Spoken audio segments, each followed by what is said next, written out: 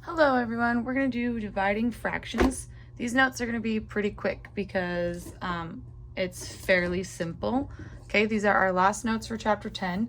Reminder that you have a quiz tomorrow over what we've done this week. So multiplying fractions, multiplying mixed numbers, and then now dividing fractions. Okay, so let's go ahead and let's start with a problem. Give me just a second, I'm sorry. Oh, let's actually go over a couple things first. So first of all, reminder that when we're multiplying fractions, okay, which is the first thing we learned,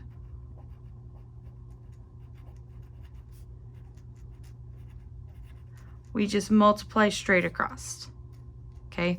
So, for example, if I have 1/2 times 2/3, I'm just multiplying across. I don't have to do anything. So 1 times 2 is 2, 2 times 3 is 6, okay? That's all I have to do, and then of course simplify. So 2 can go into both of these. 2 divided by 2 is 1, 6 divided by 2 is 3, okay? So just a reminder that that's how you multiply fractions, okay? When I multiply mixed numbers,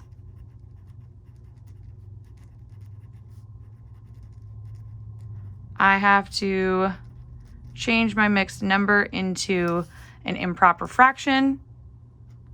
So I have 1 1/3. I would have to change that into a whole number with my 1, add my 1/3 back on, and it would be 4/3. And then I times it by whatever my other number is.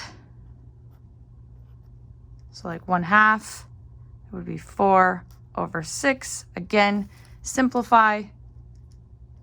2 can go into both of these, 2 times, 3 times, okay? So just a reminder that this is what this looks like, okay? So we're going to divide fractions, which is so simple. It's gonna blow your mind. Okay, you ready? Let's say I have 1/2 divided by 3, okay? So I have a fraction here and a whole number here. Remember, when I have a whole number, I just have to put it over 1, right? Okay, so in this situation, what I'm going to do is, hang on, I was gonna write it out.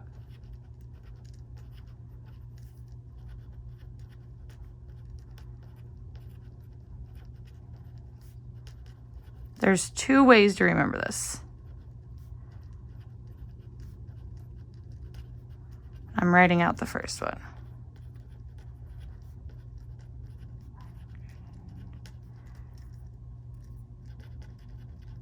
Okay, so the first way to remember this is to divide your fractions, my oh my.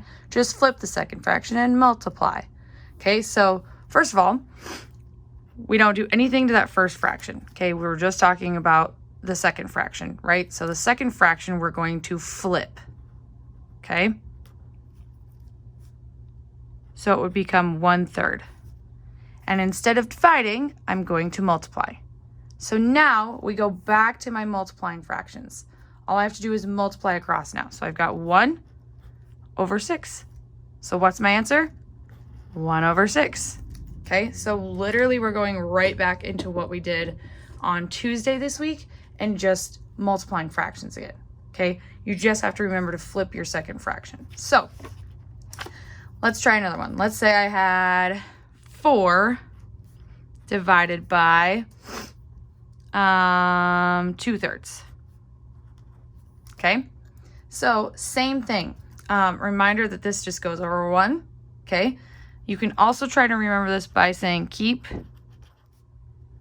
change, flip, which there is a video on Google Classroom of a song that goes over this that you can, try to get stuck in your head if you want, and that'll help you remember as well. So same thing. I'm not doing anything to the first one. I'm keeping this one.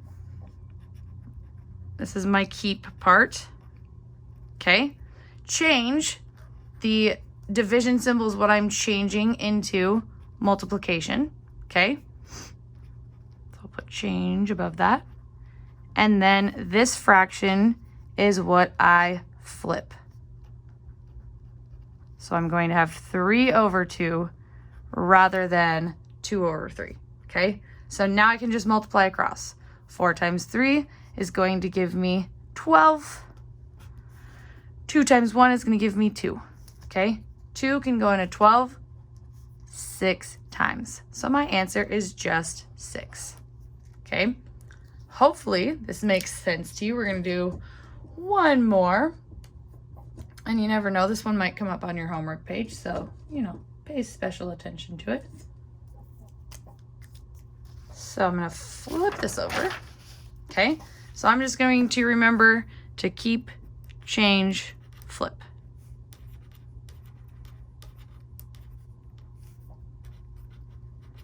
Okay, so let's try, let's see which problem. 6 divided by 1/2. Again, same thing, 6 over 1. I just always do that first so I remember and don't forget to put it over there. Okay, I keep this. I'm going to change this. And I'm going to flip this. So I have keep, change, and I'm going to flip. 6 times 2 is 12. Over 1, it is just 12. Okay? So,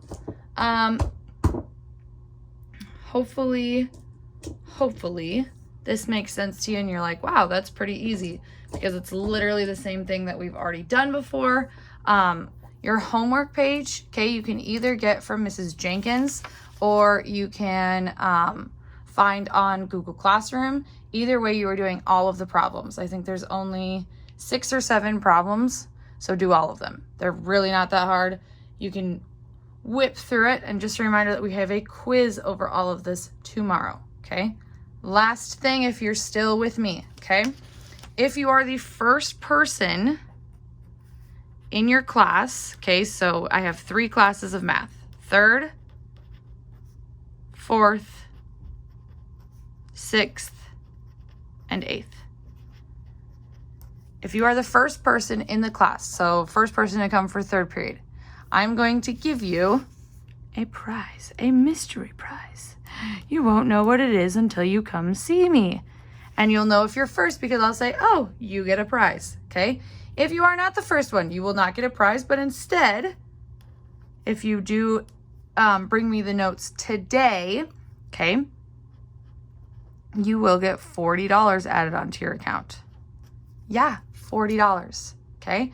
So make sure that you're coming to show me this. I also want you to have $40 written on your paper.